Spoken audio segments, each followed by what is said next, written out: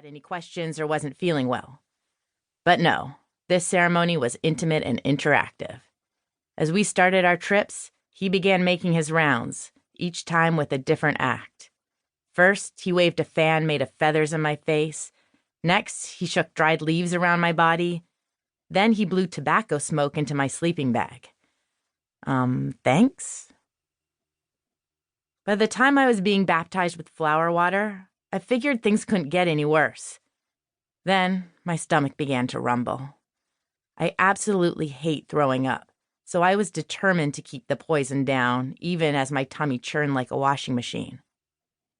However, I discovered that if there's one thing I hate more than throwing up, it's hearing a room full of people, including my own mother, violently puking their guts out into yogurt containers. It was a sober vision of pure hell. By about 4 a.m., the hope of sleep putting me out of my misery was all but lost. "It's music time," someone announced. I braced myself as a long-haired hippie dude picked up a guitar and began to serenade us. "Free, free, like a dolphin in the sea," he sang repeatedly. He obviously hadn't seen The Cove.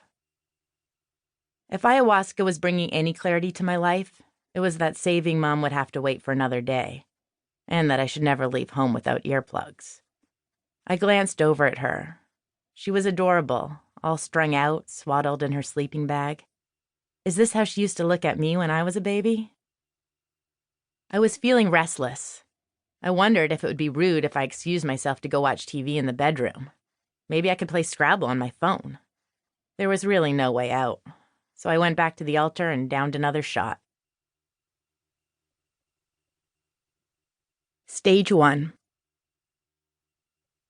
Chapter 1. Whacked. "I think I have cancer." Mom blurted out the words over elderflower martinis. No need to freak out.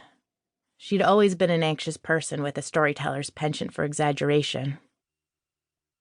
It was a sunny June day in 2010, and we'd met up after work at our favorite patio, the rooftop of the Park Hyatt. The roof lounge always felt like a mini getaway, a vertical vacation from life on the ground. You could get a stunning view of the city and snack on complimentary spiced olives and smoked almonds. The martinis cost $18.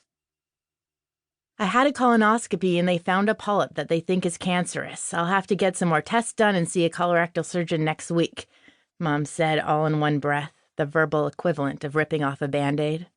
My stomach dropped. Oh, shit. She wasn't exaggerating. I could tell she was scared. Her large hazel eyes were betraying her nonchalant delivery. I tried to keep my game face on. I didn't want to amplify her fears, or my own. I'd always told myself not to worry until there was something to worry about. "It's going to be all right," I reassured her. "We'll handle it. Even if it is cancer, you'll get through it. Cancer is no match for you." "Thanks, sweetie." Mom smiled and took a sip of her martini. "How was your day?" It was true. Mom was the most vivacious person I knew. She had radiant energy, an infectious smile, and an explosive laugh.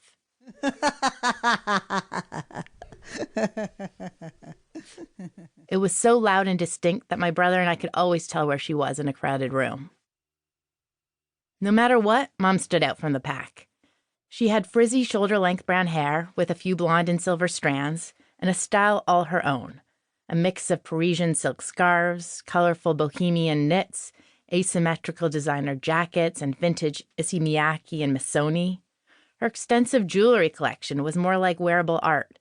Handcrafted Mexican silver rings with moonstones and fire opals, dangly earrings that resembled Alexander Calder mobiles, an oversized modernist clear lucite cuff, a red Cape Superwoman brooch made of Fimo. Mom was a true original. Although when pressed to play the game, who would play you in the movie of your life, she'd debate the merits of her top picks, Diane Keaton, Susan Sarandon, and Catherine Deneuve. Mom was 66, but in recent years she'd come to describe herself as ageless. She believed she was in the prime of her life. After decades of working on personal growth, Mom felt she'd finally come into her own as a confident, self-realized woman. As a teacher and mentor, she'd always inspired others, students and fellow women,